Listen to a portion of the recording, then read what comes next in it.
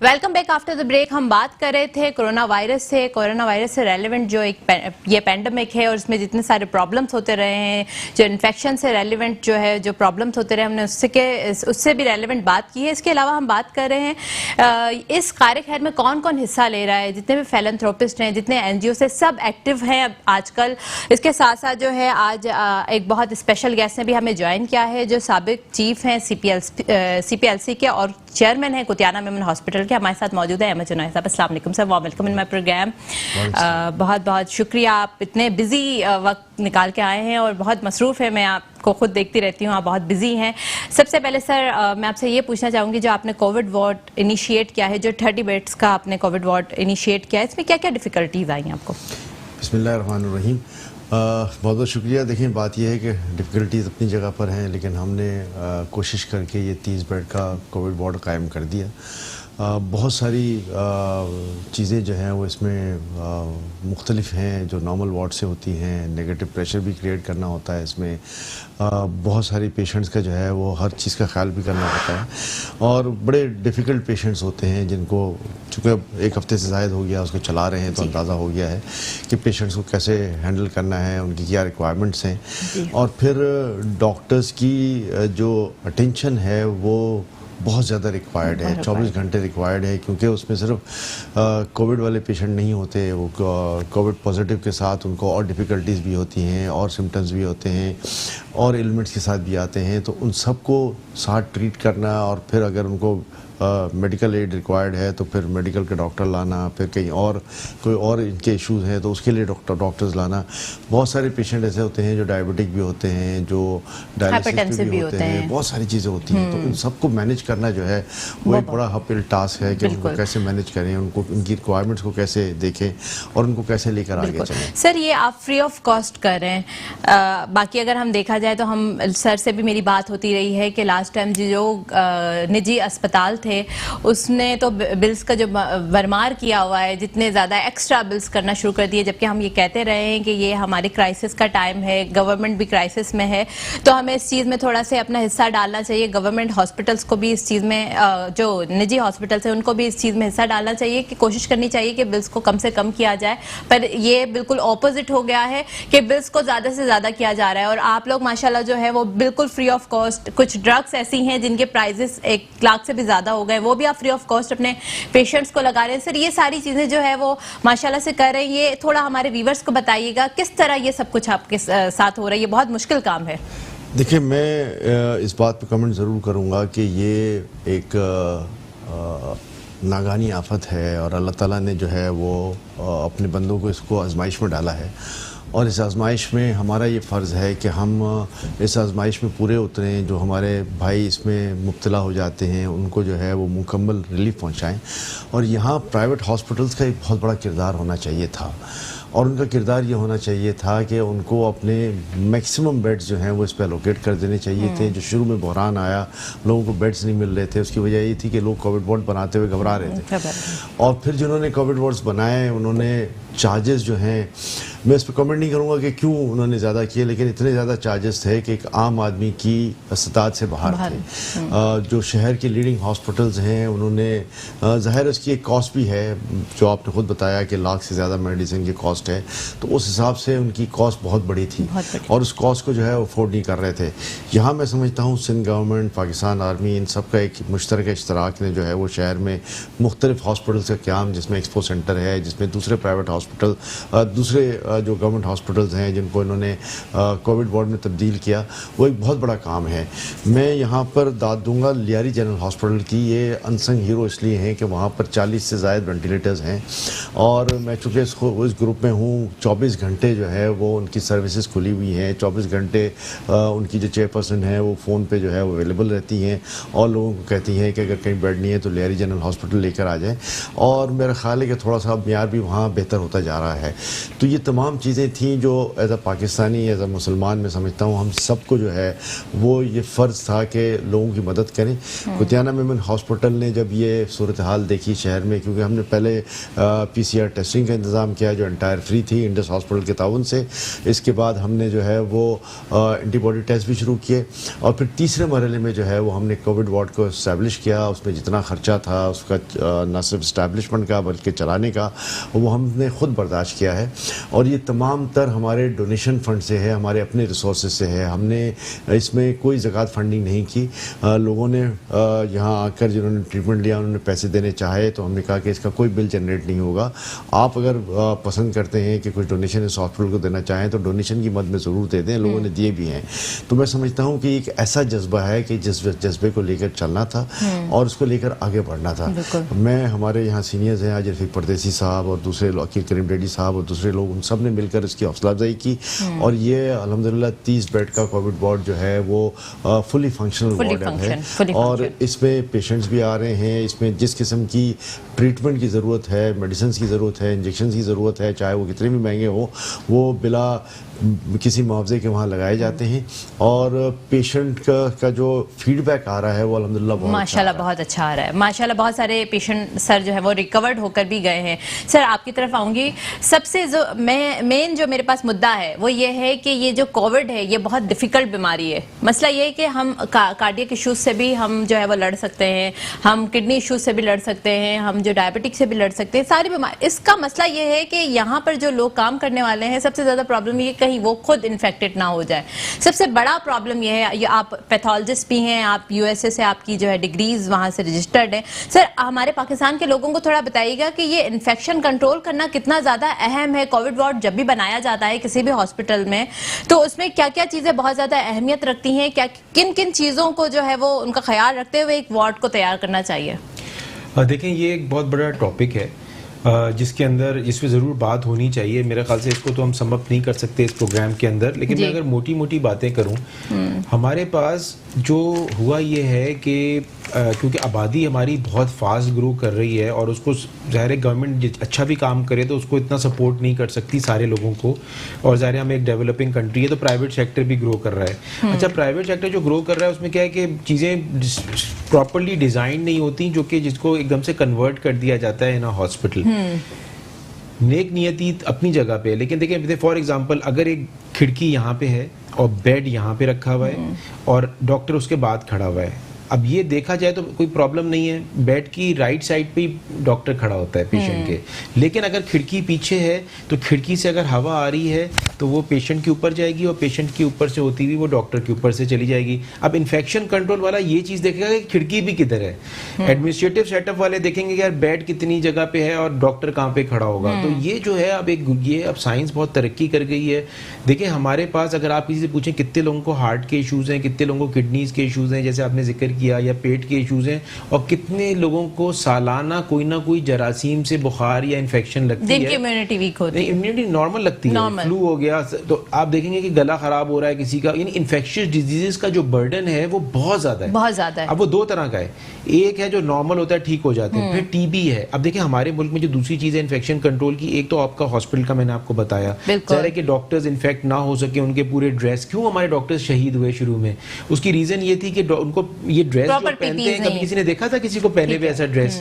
अच्छा, उसके बाद उसको तरीका होता है हैंडल करने का, उसको उतारने का अपना तरीका होता है ना। तो इन्फेक्शन कंट्रोल प्रोटोकॉल्स हैं। अच्छा, फिर आ जाती है आवाम को भी जरूरत है। देखिए अभी जो मास्क पहन रहे हैं वो मास्क को रीयूज कर रहे हैं, जाते हैं घर रख दिया, याद नहीं रहा कौन सी साइड बाहर थी कौन सी अंदर थी, दूसरे दिन उसको उल्टा पहन लिया, पता चला सारी इन्फेक्शन खुद को लगा दी। फिर मास्क को डिस्पोज कैसे करना चाहिए? अब मास्क को हम नॉर्मल ट्रैश में नहीं फेंक सकते, मास्क को चाहिए एक प्लास्टिक के बैग में डाल के उसको तब ट्रैश में फेंका जाए कि वो अलग रहे बाकियों के साथ, क्योंकि वो वरना बाकी चीजों को भी इन्फेक्ट कर देगा। आपको पता है बच्चे हमारे कूड़ा उठा रहे होते हैं, वो पता चला उनको भी इन्फेक्शन लग जाएगी, हालांकि मास्क आपने कचरेदान में फेंका।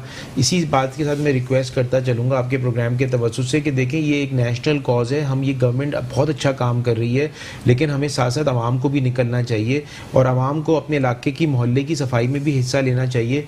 डस्टबिन रखनी चाहिए, अगर लाल रंग की हो जिसमें मास्क और दूसरा वेस्ट जो है ना वो फेंक सकें कि और दूसरी ट्रैश कैंस लगाना चाहिए। जब तक मोहल्ले में जिस तरह से देखें कुतियाना मेमोरियल हॉस्पिटल में चिनॉय साहब इतना अच्छा काम कर रहे हैं, सब लोग पैसे लगा रहे हैं और इनके वैसे भी उन्होंने बहुत, मैंने देखा है कि बहुत सारी जगहों सर कुतियाना मेमन हॉस्पिटल के अंदर ऑलरेडी इस पेंडेमिक से पहले भी थैलेसीमिया के मरीजों के लिए मुफ्त इलाज किया जा रहा था। मैंने कहा कि एक इंडिपेंडेंट आदमी बताएगा, तो मैंने कहा चिनॉय साहब बात नहीं करते इसके ऊपर। तो चिनॉय साहब की पहली पर्सनालिटी की मैं बात करूंगा कि चिनॉय साहब जो है बहुत फिलैंथ्रोपी की हर जगह पे ये शामिल होते हैं। बिल्कुल सर। अच्छा, अब मैं और कुतियाना में जैसे बहुत सारा काम फ्री हो रहा है और ऐसे मतलब बहुत एक अच्छा सेंटर है, लेकिन मैं कहने का मकसद ये आवाम को जो है उसमें ये बढ़ चढ़ के अहमद चिनॉय जैसे लीडरान के साथ या लोगों के साथ आगे निकलना चाहिए कि ट्रैश कैंस अपने मोहल्ले में लगाएं, नॉर्मल ट्रैश के लिए, कचरे के लिए अलग रखें कि उसको सेपरेशन हो सके। देखिए अभी हमें भी सिस्टम्स को फ़ायदा पहुंचाना है, हमें सिस्टम्स को इम्प्रूव करना है।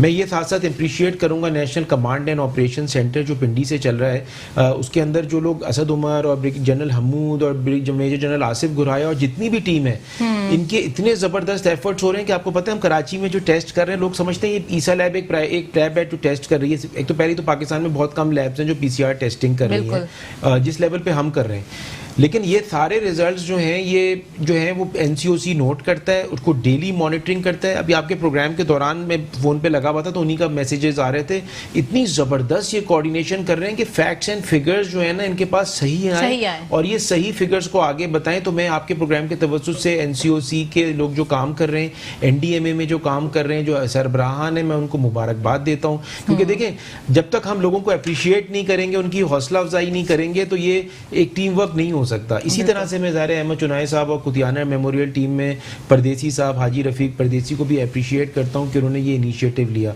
एक बात मैं ज़रूर कहता चलूँ कि फील्ड आइसोलेशन सेंटर कराची जो चल रहा है एक्सपो सेंटर पे, वो आई थिंक ना सिर्फ कराची का बल्कि सिंध का बल्कि पूरे पाकिस्तान का बल्कि इंटरनेशनल रोल मॉडल है। उसको यूज़ करना चाहिए लोगों को। उधर फ्री इलाज हो रहा है, प्रॉपर डॉक्टर्स हैं, सारी मेडिसिन फ्री हैं, उसके अंदर ऑक्सीजन सप्लाई सब चीज़ें। और अब माशाल्लाह चीफ मिनिस्टर साहब ने 140 बेड का हाई डिपेंडेंसी यूनिट स्टार्ट किया जिसमें बाईपैप मशीन्स और वेंटिलेटर्स तक हैं, and they are all free of cost. और डॉक्टर ईसा लैब इन दोनों सेंटर्स को एक्सपो सेंटर पे जो चल रहे हैं इनको फ्री सर्विसेज प्रोवाइड कर रही है विद 40 स्टाफ के साथ। यहाँ पे आए, अगर किसी को भी जो घर में अपने आप को आइसोलेशन नहीं रख सकता उसको यहाँ पे आइसोलेशन में रखें कि दूसरे लोगों को इन्फेक्शन नहीं लगे, और अगर वो ज़्यादा सीरियस हो जाएगा तो इधर हाई डिपेंडेंसी यूनिट भी है, सही है ना, क्योंकि देखिए यहाँ पे आबादी है 2 करोड़ की से प्लस कराची की जी। अगर हमारे 2 करोड़ में से 2% सीरियस होते हैं तो वो 4 लाख हो गए। अब 2 से 3 करोड़ भी हो सकती है, पता नहीं, मुझे तो खैर ये फिगर्स नहीं पता है, अहमद चिनॉय साहब बताएंगे, लेकिन मैंने कहा मिनिमम कहते हैं 2 करोड़ है, तो 2 करोड़ में अगर 2% सीरियस हुए तो 4 लाख बने। 4 लाख में एक्सपो सेंटर एक बहुत बड़ा अच्छा सेंटर है, सबसे लार्जेस्ट इन द कंट्री है, इधर आके एडमिट हो। फिर लेकिन जरूरी है ना कि उसमें अंदर कितने लोगों को अकोमोडेट कर सकते हैं आप, 100-1,500 को अकोमोडेट कर सकते हैं विद ऑल फ्री सर्विसेज। तो ये दूसरे इदारे जो हिस्सा ले रहे हैं इनको भी मोटिवेट करना चाहिए, इनकरेज करना चाहिए, और जितनी लोग अभी इसमें पार्टिसिपेट कर रहे हैं हम सबको चाहिए कि मिल के काम करें और इस वक्त इसको हमको मैनेज कर सकें। अगर हम नहीं मिल के काम कर सकेंगे, बात को खत्म करते हुए, अगर नहीं मिल के काम कर सकेंगे, देखें हम मलेरिया को खत्म नहीं कर सके, हेपेटाइटिस को खत्म नहीं कर सके, TB को खत्म नहीं कर सके, हमारे पास डेंगू आ गया, चिकनगुनिया आ गया, हम वो वाहिद मुल्क हैं जिससे पूरी दुनिया में से 2 मुल्क रह गए जिनसे पोलियो खत्म नहीं हो सका। और अगर हमने उसी तरह से जिंदगी गुजारी जिस तरह पहले गुजारते थे तो फिर कोरोना भी खत्म नहीं होगा। तो आप सोचें कितना इकोनॉमिक क्राइसिस है, कितना हेल्थ पे बर्डन है, आखिर डोनर्स जो हैं वो ड्रेन्ड हो जाएंगे डोनेट कर करके। बिल्कुल सर, जो डोनर्स हैं और जितना डोनेशन हो रहा है और जितनी फ्री सर्विसेज दी जा रही है कुतियाना में, हमने हॉस्पिटल में वजात मैंने खुद भी देखा है, जो PPEs है डॉक्टर के रेगुलर बेसिस पे ये फ्री हैं, मास्क फ्री हैं। डॉक्टर्स के लिए जितनी सबसे ज्यादा खर्चा तो एक डॉक्टर के ऊपर किया जाता है कि उसको PPEs जो है वो रोजाना हर शिफ्ट में चेंज करना, सब कुछ करना, ये बहुत बड़ा काम होता है। बेशक 30 बेड्स का हॉस्पिटल हो या चाहे 100 बेड्स का हॉस्पिटल हो, उसको चलाना, उसको रन करना इट्स वेरी डिफिकल्ट। चलते एक ब्रेक की जानिब देखते रहिए health talk. Welcome back after the break. हम बात कर रहे थे कोविड की, कोविड से रेलिवेंट जो क्राइसिस चल रहे हैं उसके बारे में बात कर रहे थे, और जो ये फलाही इदारे जो अपना बढ़ चढ़ कर हिस्सा ले रहे हैं, अहमद चिनॉय साहब जैसे लोग, डॉक्टर फरहान जैसे लोग इस कार खैर में अपना हिस्सा डाल रहे हैं। आप भी जो है हमारे साथ शामिल हो सकते हैं। ये बहुत बड़ा मेजर क्राइसिस है हमारे कंट्री के लिए।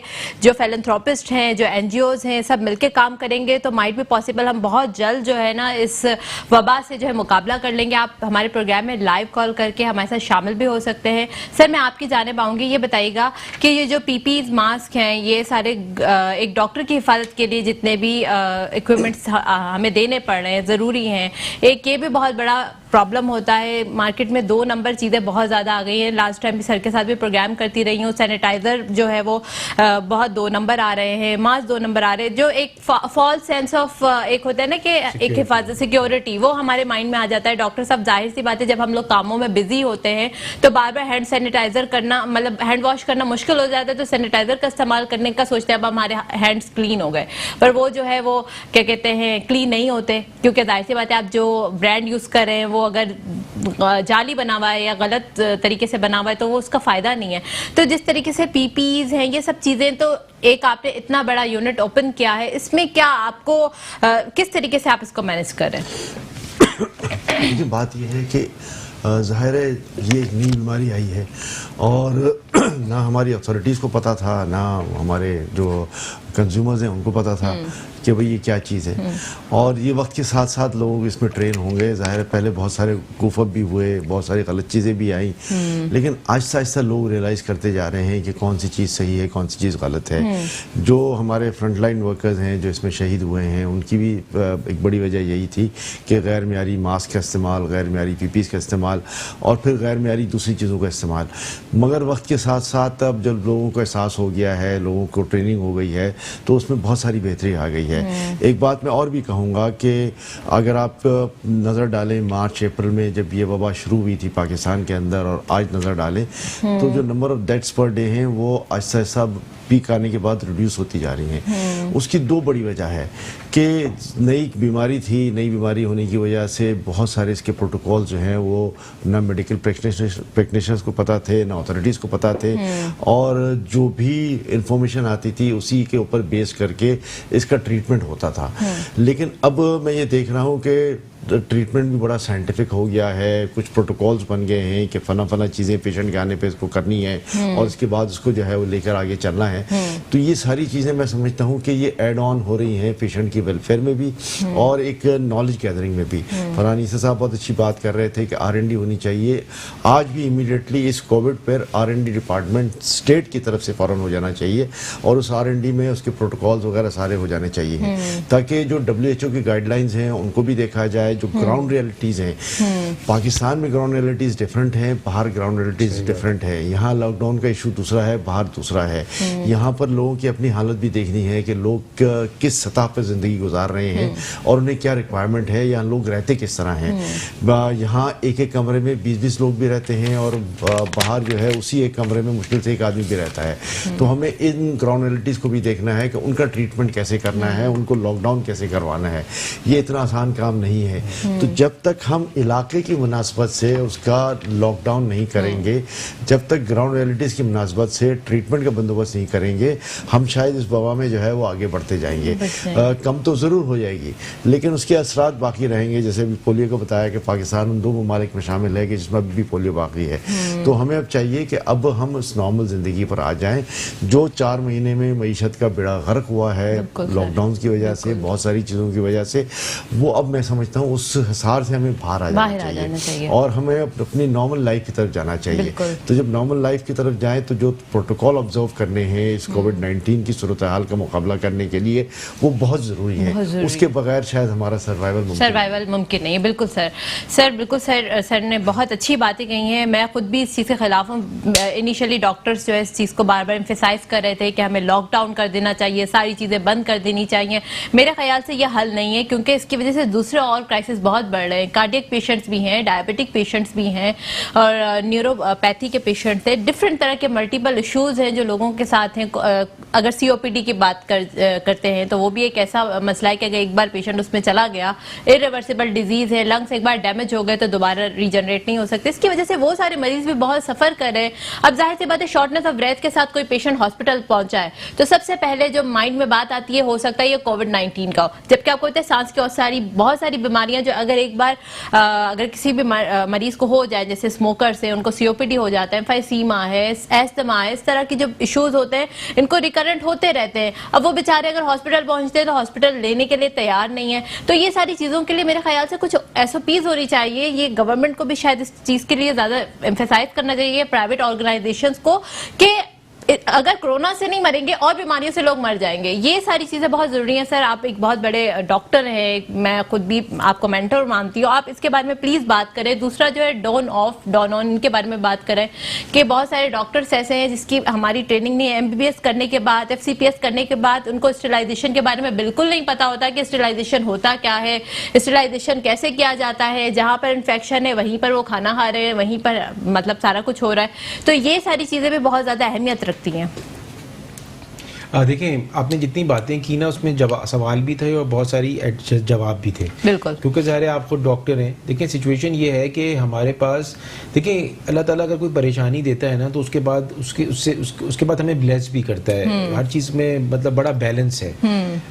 आपने इकोनॉमी और हेल्थ की बात करी तो मैं खुद कहूँगा कि ये तराजू के दो पलड़े हैं, दोनों को बैलेंस होना ज़रूरी है। अगर हेल्थ नीचे चली जाएगी तो इकोनॉमी तब भी डैमेज होगी, और अगर सिर्फ इकोनॉमी पे टेंशन देंगे तो हेल्थ भी चला जाएगा। ये दोनों बहुत डेलिकेट बैलेंस है। और मैं समझता हूँ कि चाहे प्रोविंशियल गवर्नमेंट हो, फेडरल गवर्नमेंट हो, वो अपने तौर पे बहुत अच्छे फैसले कर रही हैं और वो उसको मैनेज करने की कोशिश कर रही हैं। क्योंकि ये फर्स्ट टाइम है तो इससे भी 3-4 जो सबक हमने हासिल किए वो ये है कि पहला सबक तो ये है कि एक जो वो सबक ये है कि हम जो भी एक्सपेरिमेंट कर रहे हैं उसके क्या नताइज निकल रहे हैं ये डॉक्यूमेंट होना चाहिए। R&D साइमल्टेनियसली चलना चाहिए। जैसे चुनॉय साहब ने कहा कि हमारे तरीक़ेकार, हमारे कल्चरल वैल्यूज़, हमारे रिलीजियस बिलीफ, इलाज के अंदर ये सारी चीज़ें मैटर करती हैं, बहुत ज़रूरी ये है। सिर्फ ये नहीं कि दवा ले ली, तो ये सारी चीज़ें मैटर करती हैं। उसमें हम कैसे रिस्पॉन्ड कर रहे हैं, बल्कि हमारा जो और हमें तो बल्कि R&D करके WHO को बताना चाहिए कि मुसलमान मुल्कों में कोविड डिजीज़ जहाँ पे अंडर डेवलप्ड हैं तो इसको कैसे फेस करना चाहिए। क्योंकि मैं ये समझता हूँ जितना अच्छा पाकिस्तान में काम हो रहा है, लोग ज़ाहिर परेशान तो हैं अपनी जगह पे, लेकिन ये जो जितना अच्छा काम पाकिस्तान में हो रहा है, जैसे मैंने आपसे कहा NCOC कर रही है, NDMA कर रही है, प्रोविंशियल एंड फेडरल गवर्नमेंट्स कर रही हैं, ये एक टेस्ट स्टडी है। अब इसमें एक R&D डिपार्टमेंट हो जो कि डाटा को एनालाइज करे, फैसला लिया गया। देखिए, फैसले लेने ज़रूरी होते हैं। मैं आपको एक सेइंग बताता हूँ कि फैसला ना करने का जो नुकसान है ना वो उससे कहीं ज़्यादा है गलत फैसला करने से। तो अब गलत फैसला करके हमें सीख लिया ना। देखिए, इसमें लोगों को भी मार्जिन देना चाहिए और लोगों को भी अपना भी हिस्सा किरदार अदा करना है। अब देखिए, जिस तरह से मैंने आपको कहा तो ये R&D डिपार्टमेंट ने जो नोट्स बनाए और जो भी फैसले के रिपरकशंस कितने आए, टेस्टों की कोऑर्डिनेशन बहुत अच्छी हो रही है। गवर्नमेंट ने भी और प्राइवेट सेक्टर ने भी कैपेसिटी बढ़ा दी है। प्राइवेट सेक्टर, हमारी ईसा लैब भी गवर्नमेंट के शाना बशाना खड़ी है कोविड डायग्नोसिस के लिए, क्योंकि डायग्नोसिस के बाद ही वो फिर आइसोलेशन में जाना है या नॉर्मल अस्पताल में जाना है। पहला स्टेप है। पहली दफा डायग्नोस्टिक इंडस्ट्री को की अहमियत का सबको अंदाजा हुआ है। और अभी आपको बात बताऊं कि टाइफाइड भी बहुत फैला हुआ है। टाइफाइड और इन दोनों के साइन सिम्टम्स एक से मिलते जुलते हैं। सेकंड चीज ये है कि अभी बारिशें होंगी तो डेंगू और मलेरिया और चिकनगुनिया भी फैलेगा, और ये पांचों बीमारियां जो है ना ये मिलती जुलती हैं। तो अभी हमें नजर आ रहा है कि ये आने वाला है टाइम, क्योंकि मानसून सीजन आने वाला है। कुतियाना हॉस्पिटल ये चला रहे हैं, वो फ्री सर्विसेज दे रहा है उस एरिया के अंदर। लियारी जनरल हॉस्पिटल की तारीफ की। देखें, यही चीज है कि जो अच्छा काम कर रहे हैं वो सिर्फ अपना काम को तारीफ नहीं करें, वो दूसरों की भी तारीफ करें जो अच्छा काम कर रहा है। यही हमारी मुल्क की पहचान है, अच्छे शहरी की पहचान है। तो अब मेरी सिर्फ गुजारिश कहता वो ये चलूं कि अब जो आइंदा आने वाली बीमारियां हैं तो हमें उसका ख्याल भी रखना जरूरी है। मैं सबसे रिक्वेस्ट करूंगा, आपके प्रोग्राम का तवज्जो, आपका प्रोग्राम बहुत देखा जाता है, प्लीज सारी आवाम से कहूंगा कि गवर्नमेंट के साथ मिल के जो है ना इसको कोऑर्डिनेट करें और मिल के काम करें उनके साथ। बिल्कुल बिल्कुल सर, जरूरी है मिलकर यूनिटी के साथ काम करना, इट्स वेरी इंपॉर्टेंट। सर, आपकी जानिब आऊंगी, मुझे ये बताएगा कि 30 beds it's not sufficient, like जिस तरीके का एरिया है, ओवर क्राउडेड एरिया है, तो क्या ऐसा कुछ और प्लान है कि इंशाल्लाह अगर ये यूनिट कामयाबी के साथ चल जाता है तो कहीं और भी हम एक और यूनिट डेवलप कर लें, कुछ फिलैंथ्रोपिस्ट, कुछ NGOs हमारे साथ आ जाए, मिलके हम अगर इनिशिएट करना चाहें तो? देखिए, 30 बेड मैं समझता हूँ बहुत कम क्वांटिटी है। हमारा 220 बेड का हॉस्पिटल है और हमारे पास ये इस्तात है कि आहिस्ता आहिस्ता हम इसको 30 का 60 कर दें, 90 कर दें और उसको बढ़ाते जाएं। लेकिन हमें साथ साथ इस बात का भी ख्याल रखना है कि एग्जिस्टिंग इंफ्रास्ट्रक्चर में हमारे पास जो दूसरे मरीज आते हैं जिसमें हर किस्म के जो मर्ज होता है उसके मरीज आते हैं। उसके बाद सबसे बड़ा ये कि हमारे पास 100 बेड का एक डायलिसिस यूनिट भी है, 200 बच्चों का थैलेसीमिया वार्ड भी है। तो ये सारी चीज़ें भी हमें मैनेज करनी है साथ साथ। तो हम ये नहीं चाहते कि एक कोविड के लिए बाकी तमाम जो मरीज़ हैं वो भी सफ़र करें, तो हम साथ बैलेंस करके चल रहे हैं। लेकिन एक बात कुदरती तौर में मैं आपको बता दूं कि अल्लाह ताला ने जहां हमको इस आजमाइश में डाला है, वहां मैं समझता हूं कि दूसरे जो मरीज़ हैं उनमें भी एक खासी कमी वाक़ई हुई है। ये तमाम हॉस्पिटल्स का एक जनरल सर्वे है, और जो एक मरीज़ों की भरमार रहती थी बाकी मर्ज़ों के लिए, बाकी डॉक्टर्स के पास, वो उसमें बहुत हद तक कमी आ गई है। आपने ये भी देखा होगा कि बहुत सारे डॉक्टर्स जो हैं वो ऑनलाइन बैठकर घर से जो है वो अपना ट्रीटमेंट दे रहे हैं, मरीजों को समझा रहे हैं, और वो सारा दिन उसमें बिजी रहते हैं। तो ये एक बहुत बड़ा पैराडाइम शिफ्ट भी आ गया है कि हॉस्पिटल्स के इंफ्रास्ट्रक्चर पे बोझ नहीं पड़ रहा।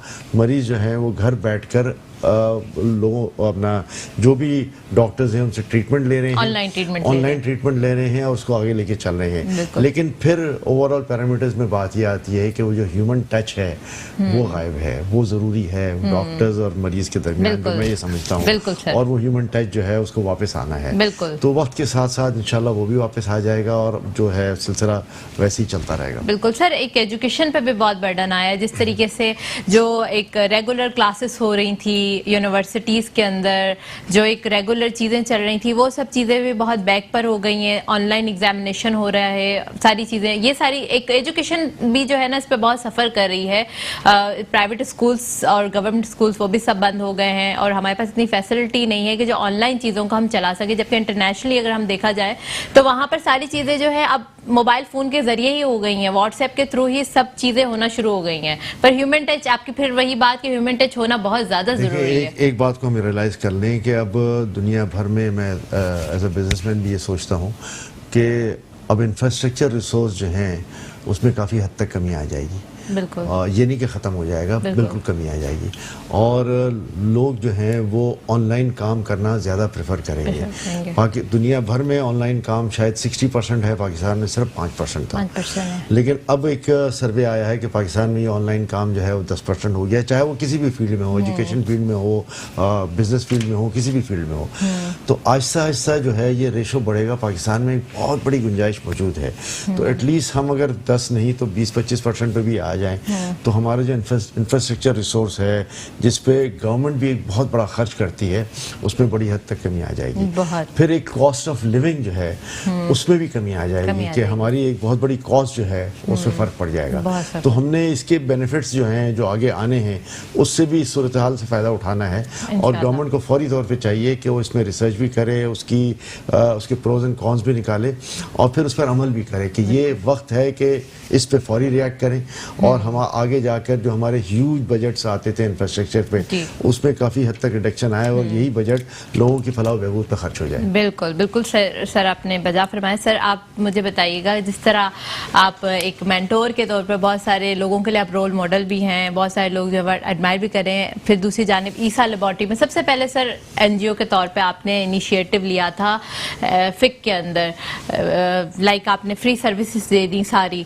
इसमें सर एक और चीज़ बताइएगा कि क्या इनिशियली कुछ आपको भी थोड़ा बहुत, तो सारे लोग घबराई गए थे, मतलब जो पब्लिक हेल्थ ऑफिसर हैं, जो WHO इटसेल्फ खुद, वो लोग वहाँ के जो बड़े बड़े डेजिग्नेटेड लोग थे, उनको भी समझ नहीं आ रहा था क्या करना चाहिए। तो इनिशियली क्या आपको फील हुआ था, किस तरह ये सारे इनिशिएटिव लिए आपने? देखिए, सबसे पहले ये हुआ कि हमने ज़ाहिर है कि इसके अंदर सारा कंट्रीब्यूशन हम खुद करते हैं। तो सब हुआ ये सबसे पहले कि जैसे ही कोरोना आया और हमें पता चला कि एक्सपो सेंटर में ऐसी चीज़ हो रही है जहाँ पे फ्री सर्विसेज दी जाएंगी, तो हमने कहा कि भाई ये होगा कैसे, तो नहीं पता था। हमने उस पर लब्बैक का और हमने शामिल हो गए, क्योंकि उस वक्त ज़रूरी था कि इसको स्टैब्लिश किया जाए, तो हमने उसमें फ़ौरन हैंडल किया।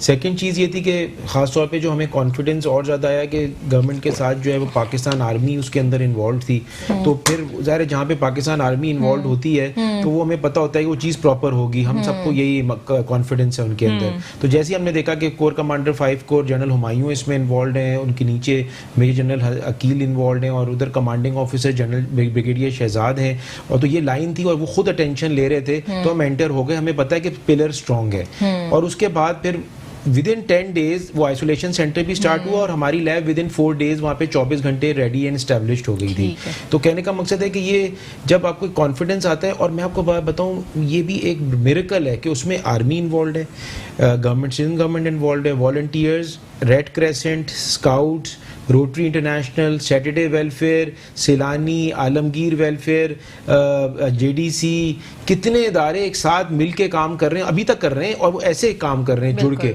यही स्पिरिट अगर हमारे अंदर कहीं और दूसरी जगहों में भी इदारों में आ जाए, पाकिस्तान एक कौम बन जाएगी जैसे वहाँ पे काम कर रही है, बगैर रिलीजन, कास्ट, कल्चर, क्रीड, कोई भी मजहब का बंदा, कोई भी उम्र का बंदा, मेल हो फीमेल हो, सब वहाँ पे के लिए दरवाजे खुले हैं। यही कॉन्सेप्ट एक मुख्तसर सा मैं मैसेज आपसे लेना चाहूंगी। We have very short time. मुख्तसर सा मैसेज दिएगा सर, आप भी मुख्तसर सा मैसेज दिएगा, हमारे व्यूवर्स को मुख्तसर सा मैसेज दिएगा क्योंकि हमारे पास बहुत कम टाइम रह गया है। मैं बहुत ही मुख्तसर मैसेज दूंगा कि हम एक दूसरे का साथ दें, बिल्कुल यही मेरा मैसेज है। और ये इंशाल्लाह जो है वो इसमें हम सब मिलकर जो है वो इस सूरत हाल का मुकाबला करें। बिल्कुल सर, आप कोई मैसेज दीजिए। मेरी भी सबसे रिक्वेस्ट ये है कि भी ब्लेम गेम नहीं करें, अपनी एहसास जिम्मेदारी करें और अपना हिस्सा डालते जाएं। बिल्कुल। अपनी मेजबान फला कादिर को इजाजत दीजिएगा। बहुत शुक्रिया। खुदा हाफिज।